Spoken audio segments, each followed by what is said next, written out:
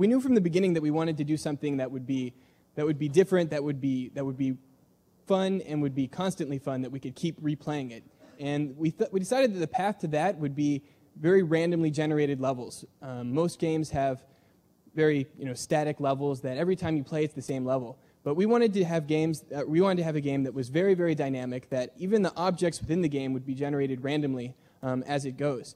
And we decided to have a complicated system that you're going to see in a moment that has randomly generated trees. And I'll talk more about that in a moment. But we also decided that we wanted to have sort of a first-person or a third-person shooter, but not a traditional one with guns like we often see, but something that would be a little older with arrows and sort of have fun with a game like that. And what this led into is what we have now, which is Robin Hood, Knights and Thieves. Robin Hood and Little John walking through the forest, laughing back and forth at what the other has to say. Contemplating we wrote the engine completely from scratch in OpenGL, and we used other open libraries like OpenAL and TNT for the networking. What's really neat about our game is that it's completely platform independent. We have a build that runs on the Mac, we have a build that runs on Linux, and any of them can be run, and they're all networkable, and they all play together. What really helped about having the platform-independent system is that we could use tools on any of the platforms. We had a Macintosh expert in our group that put in a lot of work into profiling all the OpenGL calls to see what was going into where all our time was being spent, and that way we could really optimize some of the trees that you're going to see in a moment as well. We also found memory leaks and overflows through some really great Macintosh software. So, really one of the big highlights of the game that we're going to see in a moment is the trees. What's neat about the trees is that they're all completely unique. Every single one of them has been generated randomly and procedurally, and they have incredibly high detail. We estimate that there's somewhere between 5,000 and 10,000 polygons per tree.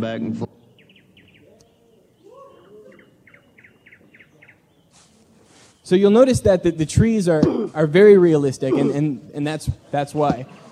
There's tons of polygons going into it, and the way that we got around this is that we have a complicated system of scene management.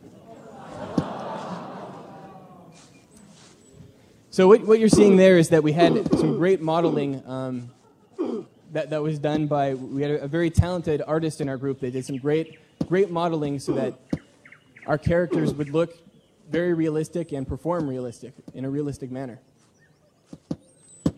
So the arrows are based on a particle system. Every arrow obeys somewhat real-world physics, and the longer that you hold down the charge, the further it will go. So you'll also see that the targeting system adapts itself as you're playing, so you can see where your arrow is going to go. We also have another particle system that controls all of the blood, and there's lots of it.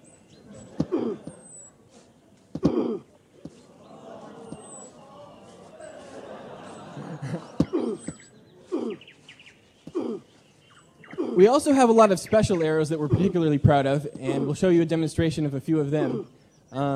First, we have the spy arrow, and you can launch it all the way across the level and see what's going on in maybe your enemy's territory. And it really is a great way to get a feel for the whole level. And there's some really neat tricks you can do where you can kill someone with a spy arrow and you see their blood in the distance, and it's really fun stuff. We'll see if we can get one of those in there. It takes some tricky firing. There we go. Nice. Now he's on a roll.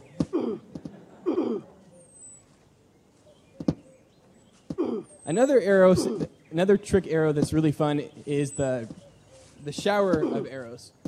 What's nice about this is that it'll pretty much take out anyone anywhere near where you aim.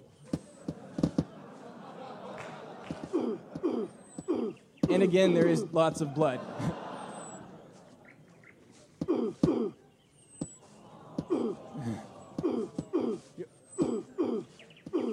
We also have a pretty neat looking mini map in the corner that rotates sort of in a radar fashion, and it makes it really easy to figure out who your allies are.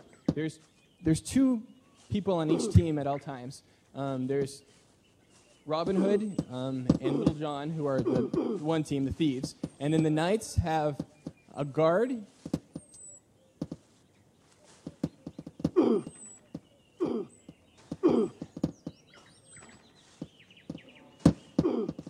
A guard and the Sheriff of Nottingham. I don't know if I've seen him lately. Now, what you're seeing there, that jester there, is actually pretty neat. That's an artificially intelligent, basically, NPC that's running around randomly finding people, not colliding with trees, and killing people. Now, because that was the game, we'll start another one up pretty quick. We're men in tights. We roam around the